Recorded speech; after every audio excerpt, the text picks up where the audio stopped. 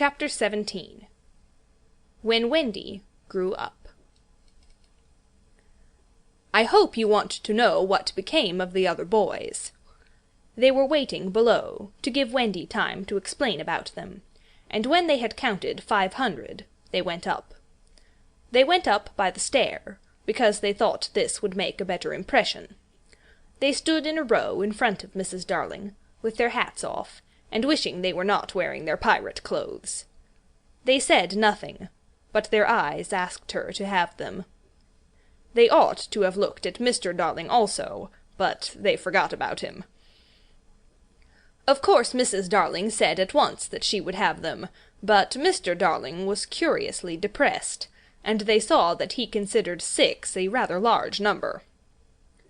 "I must say," he said to Wendy, "that you don't do things by halves."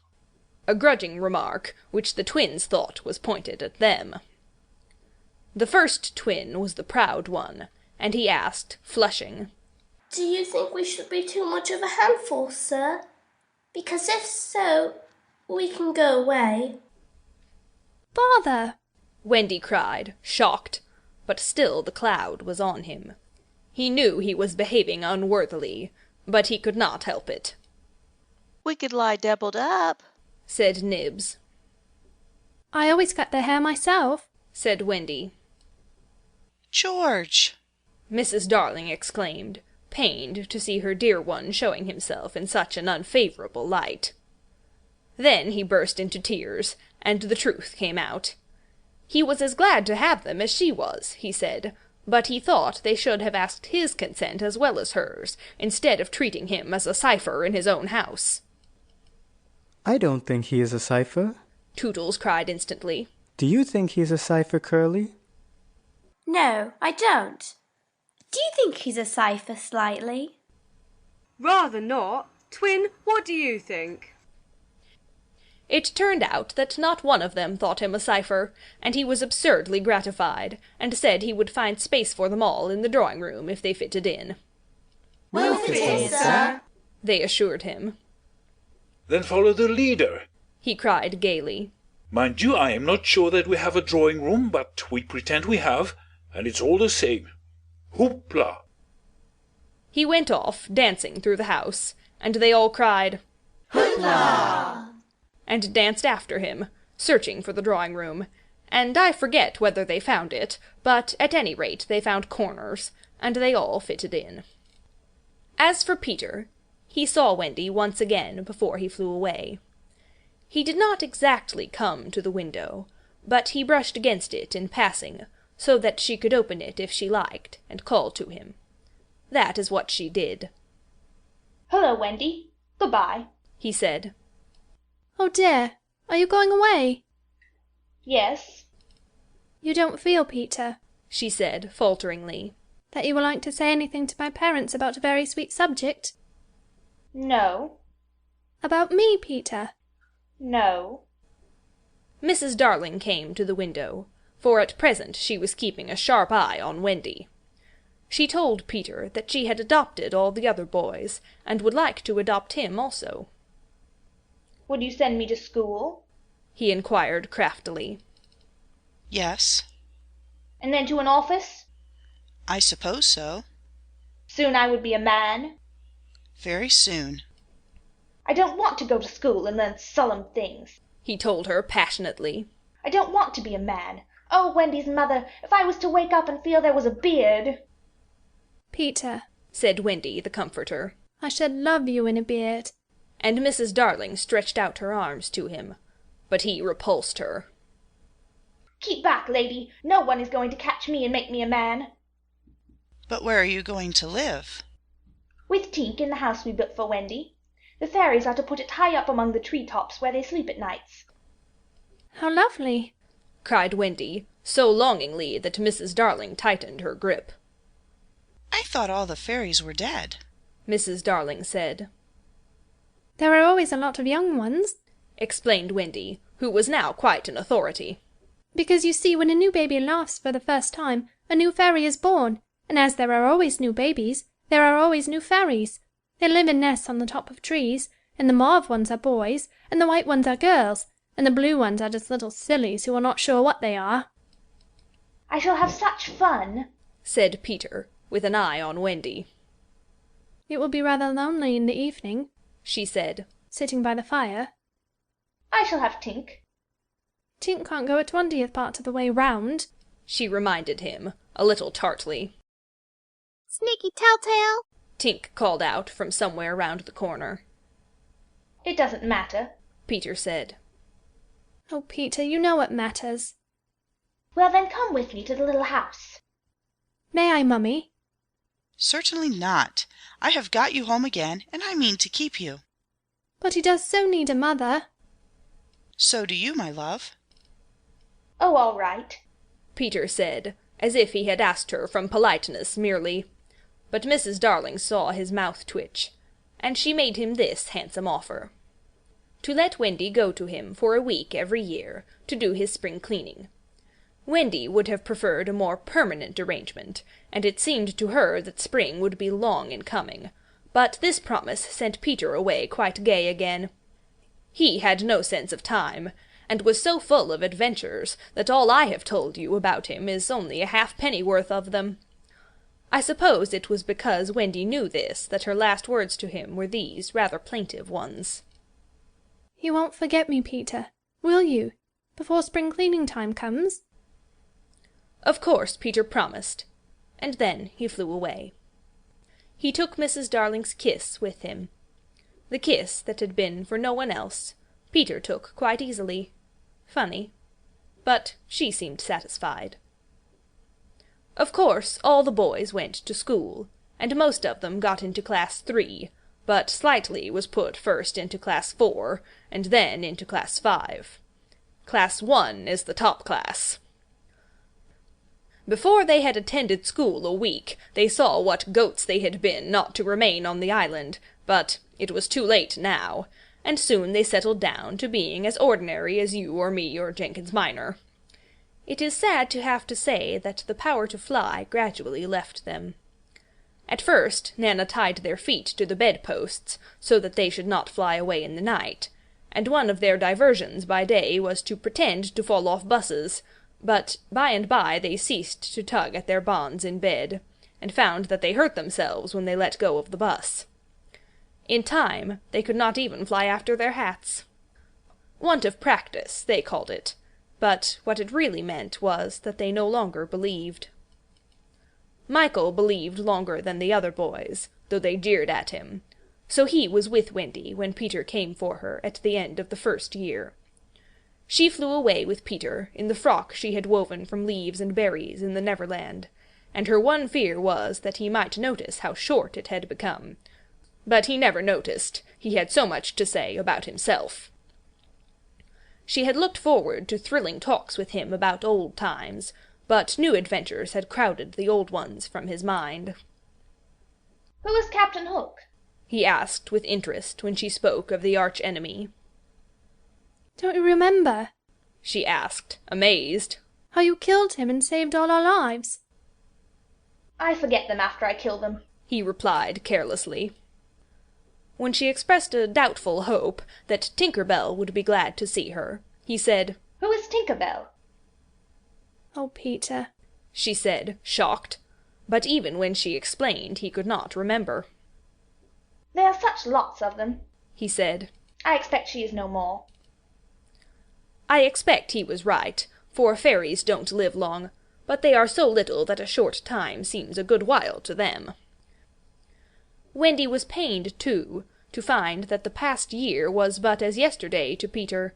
It had seemed such a long year of waiting to her.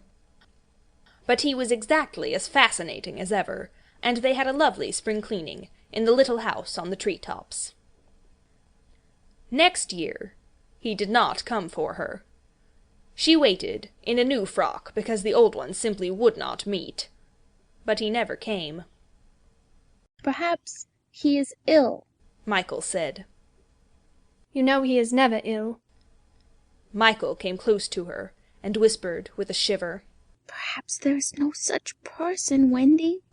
And then Wendy would have cried if Michael had not been crying. Peter came next spring cleaning, and the strange thing was that he never knew he had missed a year. That was the last time the girl Wendy ever saw him. For a little longer she tried, for his sake, not to have growing pains, and she felt she was untrue to him when she got a prize for general knowledge. But the years came and went, without bringing the careless boy, and when they met again, Wendy was a married woman, and Peter was no more to her than a little dust in the box in which she had kept her toys. Wendy was grown up. You need not be sorry for her. She was one of the kind that likes to grow up. In the end, she grew up of her own free will, a day quicker than other girls. All the boys were grown up and done for by this time, so it is scarcely worth while saying anything more about them. You may see the twins and Nibs and Curly any day going to an office, each carrying a little bag and an umbrella. Michael is an engine driver. Slightly married a lady of title, and so he became a lord. You see that judge in a wig coming out at the iron door? That used to be Tootles. The bearded man who doesn't know any story to tell his children was once John. Wendy was married in white, with a pink sash. It is strange to think that Peter did not alight in the church and forbid the banns. Years rolled on again, and Wendy had a daughter. This ought not to be written in ink, but in a golden splash. She was called Jane, and always had an odd, inquiring look, as if, from the moment she arrived on the mainland, she wanted to ask questions. When she was old enough to ask them, they were mostly about Peter Pan. She loved to hear of Peter, and Wendy told her all she could remember, in the very nursery from which the famous flight had taken place. It was Jane's nursery, now, for her father had bought it at 3 per cents from Wendy's father, who was no longer fond of stairs. Mrs. Darling was now dead and forgotten. There were only 2 beds in the nursery now, Jane's and her nurse's, and there was no kennel, for Nana also had passed away. She died of old age, and at the end she had been rather difficult to get on with, being very firmly convinced that no one knew how to look after children except herself.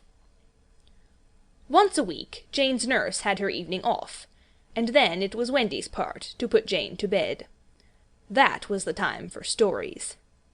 It was Jane's invention to raise the sheet over her mother's head and her own, thus making a tent, and in the awful darkness to whisper, "What do we see now?" "I don't think I see anything tonight," says Wendy, with a feeling that if Nana were here she would object to further conversation. "Yes, you do," says Jane. "You see, when you were a little girl."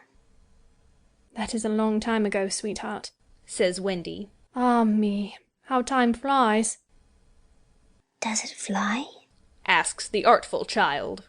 "The way you flew when you were a little girl?" "The way I flew? Do you know, Jane, I sometimes wonder whether I ever did really fly." "Yes, you did." "The dear old days when I could fly." "Why can't you fly now, Mother?" "Because I'm grown up, dearest. When people grow up, they forget the way." "Why do they forget the way?" "Because they are no longer gay and innocent and heartless.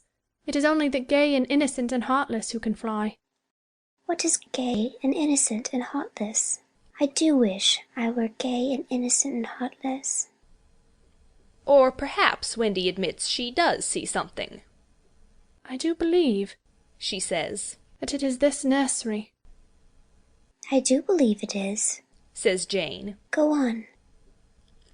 They are now embarked on the great adventure of the night when Peter flew in, looking for his shadow. "The foolish fellow," says Wendy, "tried to stick it on with soap, and when he could not, he cried, and that woke me, and I sewed it on for him." "You have missed a bit," interrupts Jane, who now knows the story better than her mother. "When you saw him sitting on the floor crying, what did you say?" "I sat up in bed and I said, 'Boy, why are you crying?'" "Yes, that was it," says Jane, with a big breath.